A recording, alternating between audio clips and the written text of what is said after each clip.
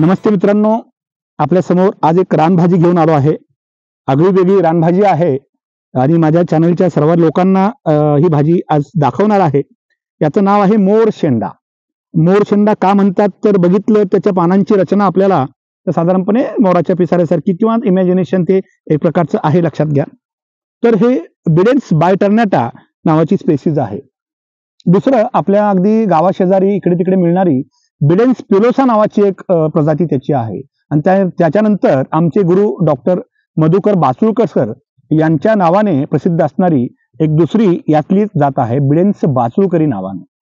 ही भाजी जर ओळखायची असेल आपल्याला, याची फुलं आल्यानंतर तुम्हाला लक्षात येतं, जाणकारांना लगेच कळतं, पण फुलाचा पांढरा रंग आणि फुलाचा पिवळा रंग याच्यामधला थोडासा फरक जो आहे.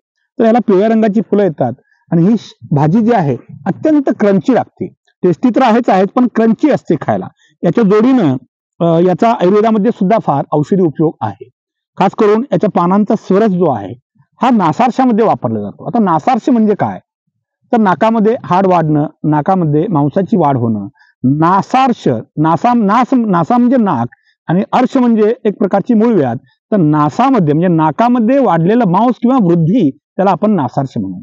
आयुर्वेदामध्ये करवीर पुष्प तेल नावाने एक कल्प आहे, म्हणजे कनेरीच्या पुष्पाचं तेल ज्या पद्धतीनं वापरलं जातं त्याच पद्धतीनं त्या झाडाचं सुद्धा वापरलं जातं. दोन्हींचं मिक्सिंग करून सुद्धा अत्यंत सुंदर असा रिझल्ट आपल्याला येतो. हे झालं औषधाचं. पण हा पावसाळ्याचा दिवस आता सुरुवात होत आहे, त्याची भाजी तुम्ही निश्चित खाली पाहिजे. बिडेन्स पिलोसाची भाजी खाऊ नका, बासुळकरीची भाजी खाऊ नका. पण ही जी आहे वेगळ्या थोडं, ती 3 पानाची थोडीशी असते, ओळखायला सोपी आहे. याची पानं थोडीशी वेगळी असतात. बघू शकता तुम्ही, अगदी क्लोजअप मध्ये याची पानं बघा. तुम्हाला बिडेन्स पिलोसा आणि बाकीची पानं सुद्धा मी दाखवीन, तुमच्या लक्षात येतील. तर अशा स्वरूपाने याची पानं आहेत. एक पान तोडून घेतो, लक्षात येईल तुमच्या. हे पहा, याचं पान बघू शकता. तर जर बिडेन्स पिलोसा असेल, बासुळकरी असेल, तर तुम्हाला पानं अशी 3 दिसतील साधारणपणे. पानं थोडीशी मोठी असतील, रंग थोडा काळपट हिरवा असेल, याचा रंग तुम्हाला ग्रीनिशच येईल. तर ही मोरशेंड्याची भाजी तुम्ही या दिवसामध्ये भरपूर खा आणि भरपूर आरोग्य कमवा. निसर्गाचं रक्षण करा. धन्यवाद.